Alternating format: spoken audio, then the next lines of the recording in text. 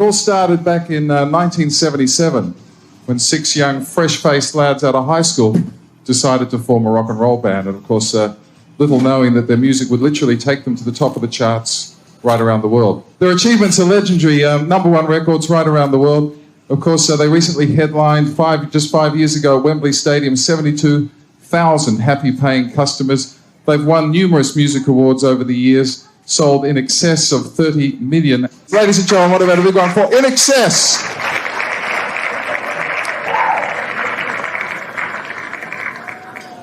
Wow. Yeah, I've been doing sort of similar thing, writing, working with a guy called Vincent Stone, done some music for a couple of short movies as well, and working with a sort of dance outfit called Eargasm. Michael, we've got a rough idea of what you've been up to too, mate. Skip. making babies. Gary, tell us. Halfway through making babies. Finished my. Sorry to interrupt you. gotta get home. Finished my studio. I've been working with a lot of unsigned young bands and solo acts, just playing and producing. Did Richard Clapton album at my place. Basically, just trying to give young bands a go. Johnny? I've just been writing songs and sort of doing secret research on potential soundtrack scores and stuff, but not as exciting as everybody else. But Bit slow, eh? yeah, I'd catch up. It's the baby making especially. And Andrew, welcome back. Give us an overview of the past 3 years, mate. Well, I've spent the last couple of years working mainly in London, and funnily enough, I recorded 2 tracks with Yachty Indy at Abbey Road Studios, the old Beatles studio, the recording room #2 there. And we did 2 tracks, Super Highway, A Matter of Choice, and I've produced a British band called Gun, finished an album with them, and basically written songs with Olivia Newton-John, Keith Urban, quite a few different people actually, Teddy Richards, Aretha Franklin's son, and a few other people. And me, mate. And I was about to say, happily work with my old friend Michael. Well, I must admit, it is fantastic to see the 6 of you there. Ladies and gentlemen from the press, some questions. Nick Bennett from Red Television. Guys, you've worked with Bruce Fairbairn, who's done all sorts of things, Cranberries, and just let me check that, Halo. So does the album sound more like the Van Halen mold? No. No, because I know, good question. Basically, the way we put this album together is we started off, Andrew and I, spending a lot of time writing songs, and everybody actually writing songs and stuff, but we spent a lot more time on writing them and demoing them and getting them the way we wanted to sound. And then we wanted somebody that knew how to pull 6 guys into a studio and get them sounding great quickly, so it sounded fresh. And Bruce is really, really good at that. So we made the album literally in 3 weeks. So that's why we used Bruce. He's real straightforward, like put that coffee down, get in here, So One of the quickest albums you made, you think? it's one of the quickest albums ever made. So it's great. It's great working with him. I mean, and the styling, as usual, sort of comes from the band, but more so on this record, I think.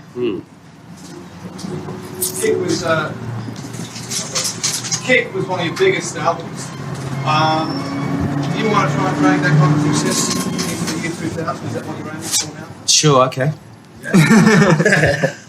I mean, Kick was when we made Kick, from memory, I think we had I think it was a general feeling of the band of making an album that would be, I guess, very acceptable, very pop, and it was kind of power pop, I guess. I mean, that's what we had in our mind at the time. It's kind of a record we made. I mean, our favorite record may not be Kick.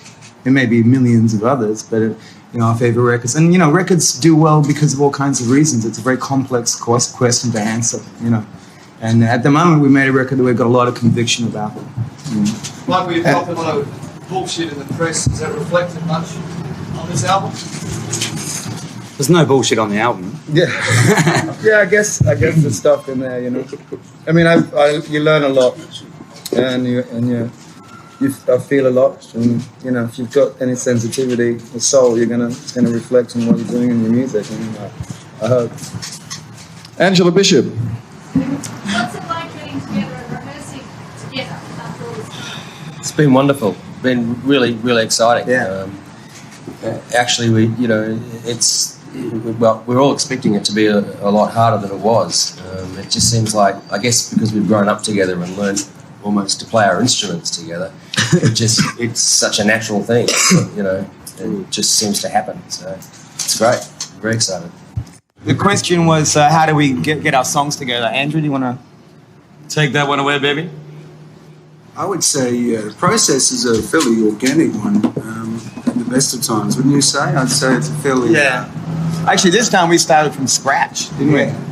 We used to do a lot of sort of, you'd write lyrics and I'd write lyrics, you write lyrics, I write, and we'd sort of try and match them. And this time we just sort of walked into a room with nothing. And it just, every day we came out with a new song all finished. It was scary. When we went to make the record, these guys had, I must say, more or less 14 complete, the songs actually completed, like fully written. And it makes a real... It's a nice change. It makes a nice change. It's writing lyrics as we're finishing the album and mixing and that sort of thing. How relevant do you feel In Excess are now to the current music scene? Did you hear that? Yeah. Good.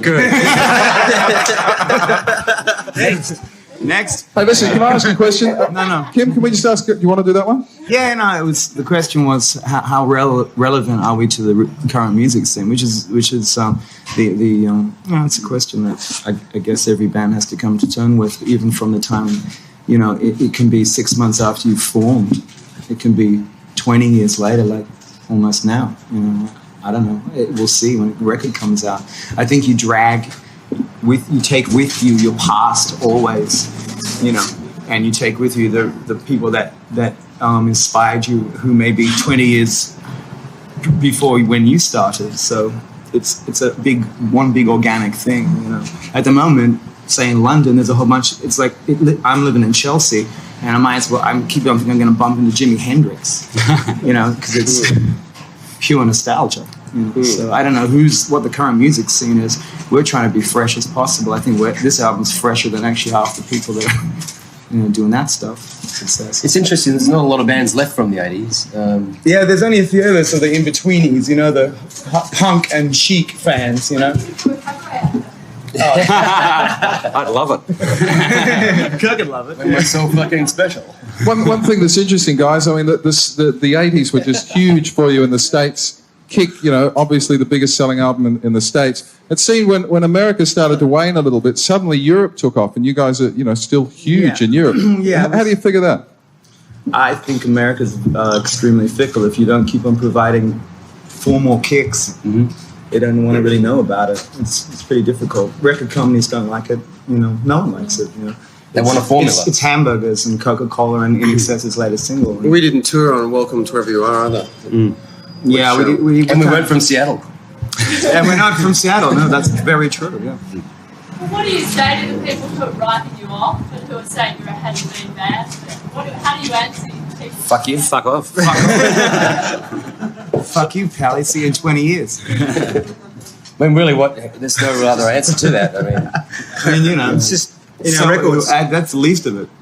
Yeah, really. We all have our wilderness years in music, version. and it doesn't matter what band. You can take anybody, a bunch of people, and put them up here, and we all have our wilderness years, whether it's drugs, alcohol, lack of fame, whatever. But if you go down the corner and find any band that's like some indie band, those guys have the biggest egos in the world and are very, very clear of their territory, even if it is Surrey Hills, and they're the biggest pop stars in the world, man.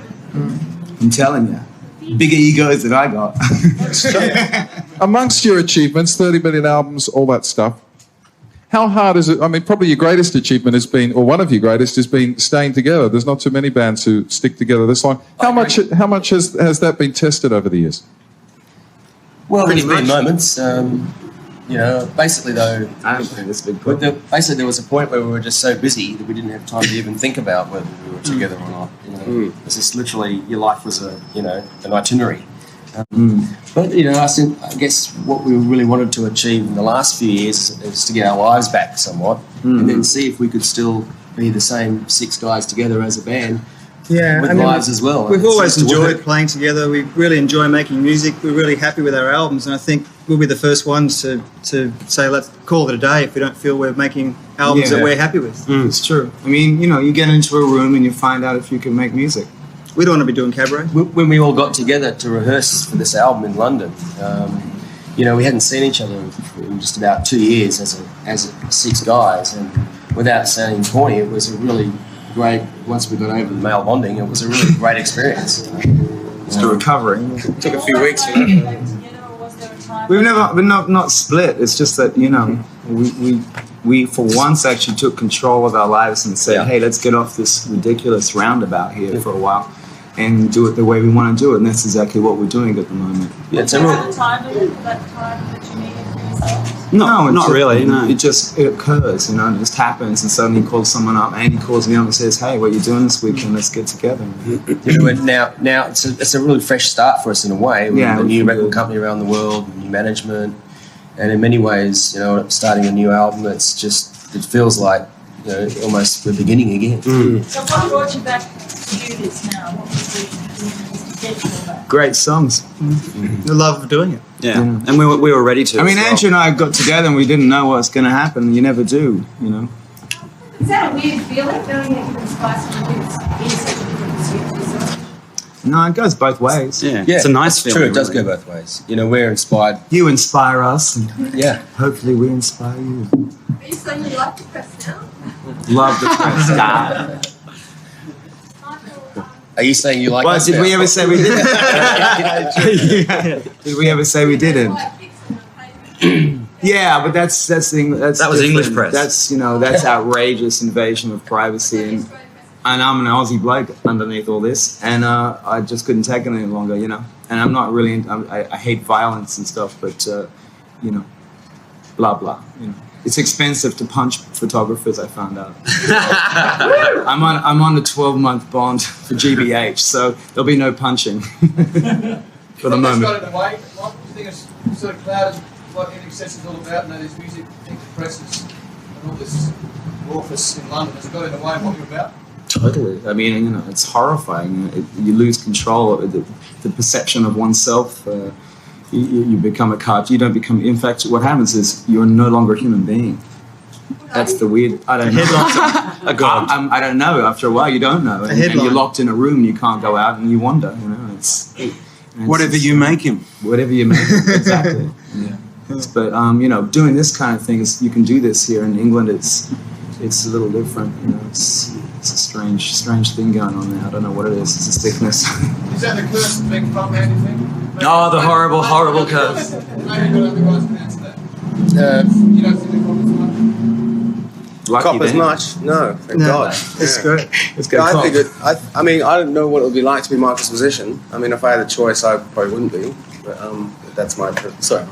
I certainly could. But I mean, I totally Cheese guy. support and back him all the way because I know Michael as an individual, as a person, and I know what is in his heart. I really know how it can appear sometimes if someone's in your face 24 hours a day. I can really feel for that. I have a lot of respect for Michael. Thanks, John. And we don't live in London. The worst is very much behind you then, though, is that you're not being hounded by the rich press again, more, are you? They travel. They live well. They're all staying at the Regent, and they are here. The English ones, yeah. So they're still They drive Mercedes Benzes, and they go, "Come on, mate, it's a living." They have bodyguards. And the ones that get too close, and I don't really care. I want to get back to music and this band and NXS. Fuck it, I don't want this shit anymore. Is that why you want to make headlines for something other for your music now? I'm sorry. You want to make headlines for your music? Yeah. Of course we do. That's what it's all about. That's what the hell I'm doing here. The problem is you spend 20 years working your guts out for what you believe in. Some jerk comes along from Burnage and makes 20,000 quid off you a weekend, exploiting that. It's got nothing to do with what you were doing it for in the first place. That's the problem, as far as I can see. It's exploitation. I mean, I'm glad you're all here. We love you, but you know, you know, it's a mutual consent here. You know, we're talking about music. Let's get back to it.